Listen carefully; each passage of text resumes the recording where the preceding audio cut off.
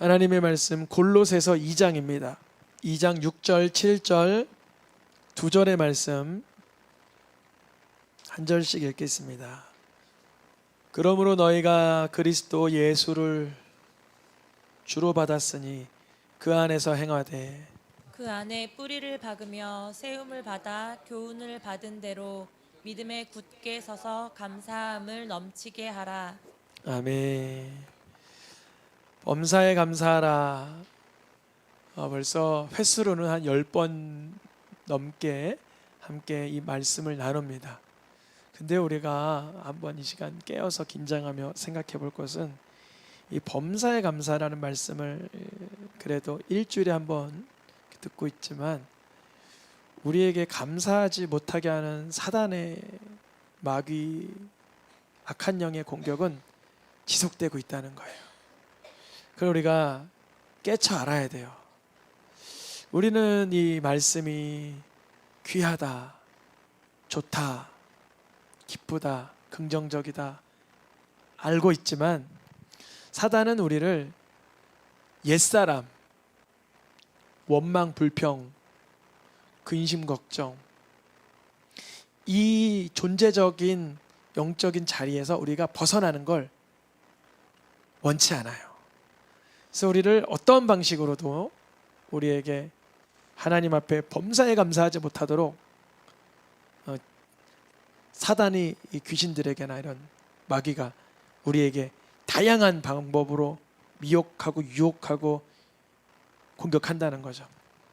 우리도 더욱 깨어서 하나님이 우리에게 범사에 감사라고 주신 그 비법, 비결, 비밀 무기를 발견해야 됩니다. 그것은 바로 이 범사에 감사하라 이 말씀 뒷부분에 작성되어 있는 그리스도 예수 안에서 이 부분입니다. 이 부분. 여기에 강조점이 있어요. 오늘 말씀에도 이렇게 기록되어 있습니다. 그리스도 예수를 뭐로 받았으니? 주로 받았으니. 아주 중요한 문구이죠. 그리스도 예수를 우리가 뭐로 받았다고요? 주로. 원래 나의 주가 누구죠? 나였잖아요. 나 자신, 내 감정, 내 욕구, 내 육체, 내 성향, 내 성격, 내 성품, 내가 좋아하는 방향, 그것이 내 주였어요. 뭘 먹을래? 그러면 내가 먹고 싶은 걸 생각해요. 옆에 있는 분을 배려할 걸 생각해요. 뭐 이건 성숙도의 차이일 수도 있지만 내가 먹고 싶은 걸 생각을 하겠죠. 그러나 이제 예수의 사람은 뭘 먹고 싶어? 그러면 내가 먹고 싶은 게 있지만 이 사람이 무엇을 좀 더 건강에 유익할까? 이런 생각까지도 하게 되고 또 뭘 먹을까라는 말에 옆에 있는 사람뿐 아니라 조금 더 여러분이 많이 간다고 생각할 수 있지만 아프리카에 있는 어린아이들은 잘 먹지 못하니 우리가 요 금액을 아껴서 선교를 하자. 이렇게까지도 나아갈 수도 있고 이 모든 것이 내 입맛, 내 시각, 내 느낌에서 결정나던 거를 예수님께 맡기는 거죠. 그러면 그때 예수님 이럴 때도 있어요. 얘야, 너 그거 늘 너가 저기 그렇게 기도했던 거 아니냐? 너 먹어라 그래요. 제가 이거 몇 번 간증했는데 훈련소에서 아이스크림을 너무 먹고 싶으니까 간식으로 비비빅이 나왔어요. 비비빅 아시죠? 그 단팥 들어간 거. 너무 맛있는 거죠. 훈련소에서도 아이스크림을 주고 또 치킨이 먹고 싶은데 제가 훈련소에서 어느 때보다도 전도를 굉장히 많이 했어요. 왜냐하면 24시간 같이 있으니까 전도하기 좋은 거예요. 그래서 근데 어느 날 또 치킨이 먹고 싶은 거예요. 그것도 간증했었죠. 근데 치킨 나눠주는 분이 내 대학 선배인 거예요. 넌 2개 먹어라 그러는 거예요. 이제 무슨 얘기를 하려고 그러냐면 예수님이 주가 돼야 되는데 내 삶에 내 입맛, 내 성향, 내 기호, 내 성격, 내 스타일이 주가 될 때가 참 많았어요. 그러면 범사에 감사하라가 안 될 때가 많아요. 왜냐하면 기준이 나니까 내 기준으로 뭔가 원했는데 그 기준이 달성되지 않으면 불평되고 원망이 되는 거죠. 오늘도 이 현수막을 하나 시켰는데 잘못 온 거예요. 어떻게 잘못 왔냐면 열재단을 시켰는데 큐방재단으로 온 거예요. 큐방재단. 그래서 전화는 드렸어요. 아, 제가 열재단 부탁드렸고 저희 새생명교회는 한 번도 열재단 아니고 다른 걸 한 적이 없는데 이번에 잘못 왔습니다. 그러니까 이분이 아이고 저희 그 디자이너분이 잘못했나 보죠. 그러는 거예요. 아, 그래도 괜찮아요. 저희는 뭐 어쨌든 잘 된 거 다시 주시면 되는데요. 먼저 이거 활용해 볼게요. 그리고 끊었어요. 근데 이제 활용을 하려고 딱 걸어보니까 큐방재단인데 걸리는 거예요. 근데 욕심 같아서는 또 보내준다는데 가만히 있으면 받으면 돼요? 안 받으면 돼요? 받으면 되잖아요. 왜냐면 내가 잘못한 것도 아니고. 근데 주님이 자꾸 욕심이다. 욕심이다. 이런 마음을 주시는 거예요. 뭐라고요? 욕심이다. 다음 달 설교 시리즈 주제 중에 하나가 탐심인데 그 욕심이잖아요. 욕심이다. 그래요. 그래서 제가 1층에 내려가서 뭐 정리하다가 전화를 그냥 했어요. 여보세요. 그러니까 아 이런 전화인데 제가 그 디자이너예요. 제가 실수한 그 디자이너예요. 그러는 거죠. 아 그러세요. 제가 아까 그거 이렇게 잘못돼서 이렇게 다시 보내달라고는 했지만 이게 잘 해보니까 걸렸어요. 그러니까 죄송해요. 다시는 그렇게 안 하고 잘해드릴게요. 그래서 저도 예전에 디자인 관련한 일을 예전 교회에서 해봤는데 그 어렵더라고요. 까다롭고 실수할 때가 있어요. 괜찮아요. 너무 감사합니다. 그러고 끊었어요. 저의 주가 누구였던 거예요? 감사하게 그 순간 예수님이었던 거예요. 제가 지나는 주에는 제가 못난 거 간증했죠. 그 자동차 그거 했는데 건강검진 잘못 나와가지고 시력 때문에 탈락돼가지고 제가 원망했던 거 간증했는데 오늘은 잘한 것도 간증해도 되겠죠? 예수님이 주님이기 때문에 어디서 행하라? 그 안에서. 이게 아주 중요합니다. 그래야만 감사함이 넘치게 되는 거예요. 오늘 본문 말씀 다시 보면 그리스도 예수를 주로 받았으니 너희는 그 안에서 행하되 마지막 말씀 감사함을 넘치게 하라. 우리가 범사에 감사하는 것도 때로는 힘에 지나요. 또 감사해? 불평하고 싶은데 이쯤 되면 짜증이 막 올라오는데 소리를 좀 지르고 싶고 나도 내 성질이 있는 사람이야 이러고 싶어요. 그런 적 없으신 분 있어요? 하나도 없죠. 그런 적이 아주 옛날 이야기처럼 들리는 분 그러면 좋겠어요. 이제 그런 이야기가 내 얘기가 아닌 것처럼 들리길 축복합니다. 그리스도 예수를 주님으로 받았으니 예수님 안에서 행하되 감사함을 범사에 하라는 정도가 아니라 감사를 넘쳐서 넘친다는 게 뭐예요? 넘치면 어떻게 돼요? 옆으로 흘러가요. 영향력 있게 되는 거예요. 노아의 방주, 소돔과 고모라, 북이스라엘의 멸망 이때가 특징이 뭐냐면 죄악이 넘쳤던 거예요. 죄악이 관영했다는 건 뭐냐면 죄가 뭐했다? 넘쳤다. 그러면 뭐예요? 심판. 근데 감사가 넘치고 여기선 죄가 넘치고 같이 넘쳐요. 누가 이기냐면 막 싸우다가 감사가 더 많이 넘치면 불평과 불만이 떠나가게 되는 거죠. 능력 있길 축복합니다. 다시 한번 말씀의 구조를 보면 우리 새생명교회 성도님들은 이 말씀의 구조를 이제 볼 수 있습니다. 보이실 거예요. 자주 거의 7, 8년 이렇게 말씀을 보면서 설교를 들으셨기 때문에 이제 말씀을 여러분들 묵상하면 이 말씀이 보이실 줄 믿습니다. 그리스도 예수를 누구로 받았다? 주님으로 받았다. 이제는 나의 주가 내 성질, 내 성격, 내 스타일, 내 취향, 내 상식, 내 자존심, 내 감정이 중심이었다면 예수님이 주가 되는 거예요. 그런데 이제 이게 주님이 바뀌면 어떻게 되냐면 좀 혼란스러움이 생겨요. 여러분 혹시 예전에 좀 비유가 여기 화상 입으시는 분은 둔부의 살을 여기다가 이식 수술을 한대요. 조금 그렇게 좀 아프긴 하지만 둔부의 살이 많아서 여기다 이식 수술을 해요. 그러면 이식을 하면 처음에는 어때요? 느낌이 이게 내 살 같지도 않고 좀 뭔가 느낌은 있는데 좀 뭔가 이상하대요.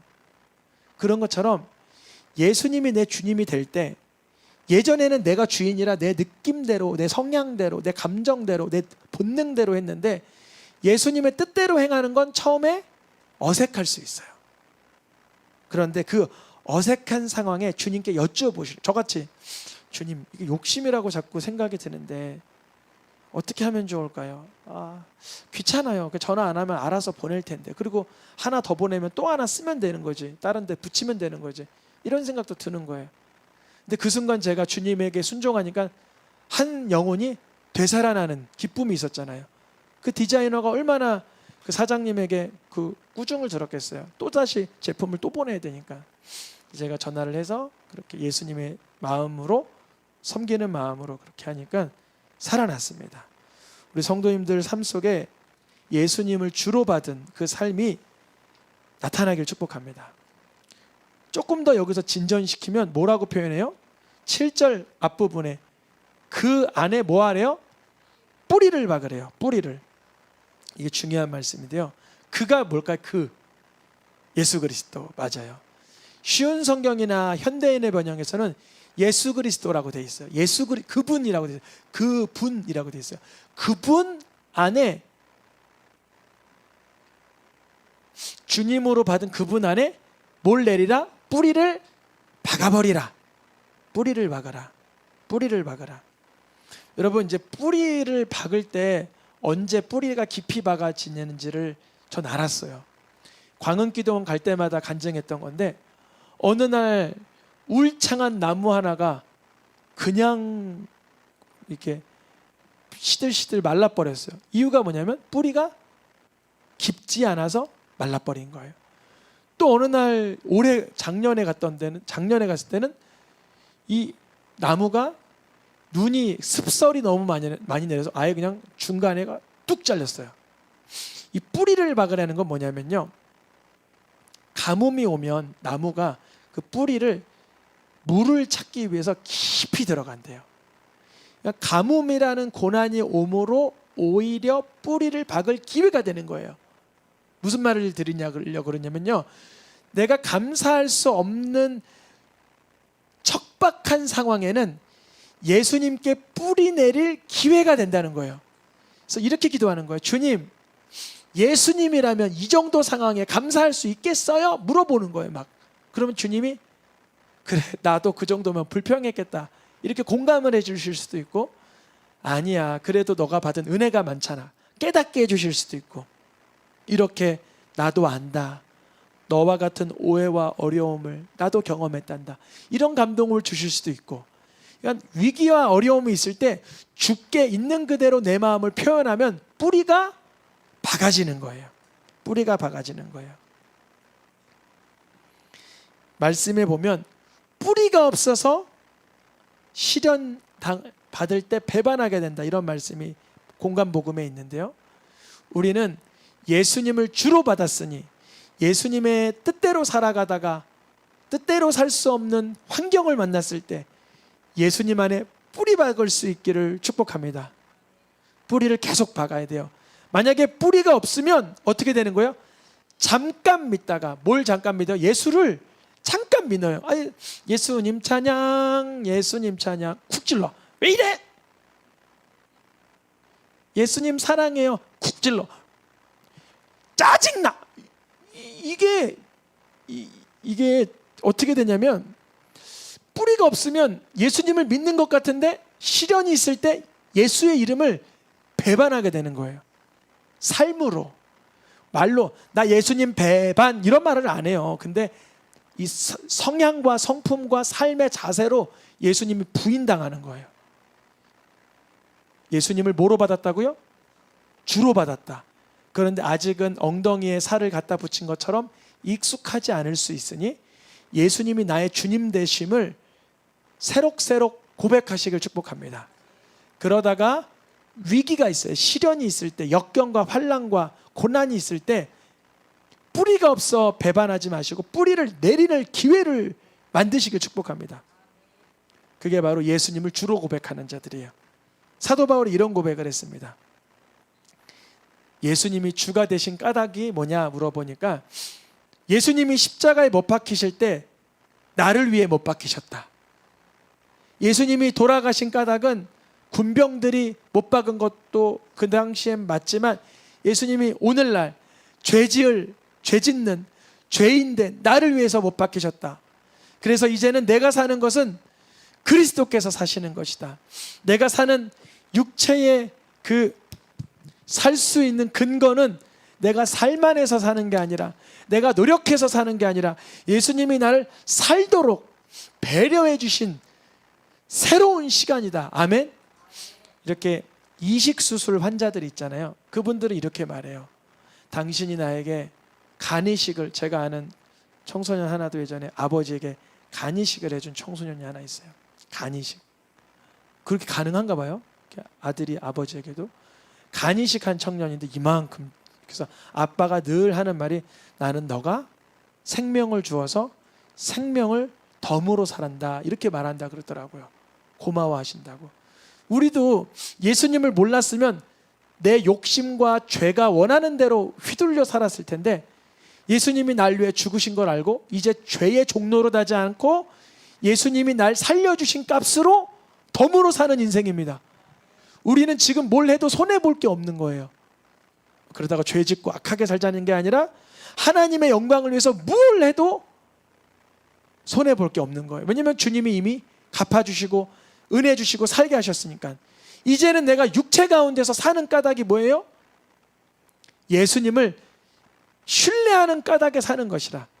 육체 가운데 내가 살 이유가 사실 없다. 왜냐하면 이 육체는 죄덩어리다. 그러나 육체로 살 수 있는 시간을 여전히 조금 더 마련해 주셨다면 이제는 믿음으로 사는 거다. 예수님을 주로 고백하며 예수님께 뿌리 내리며 사는 것이다.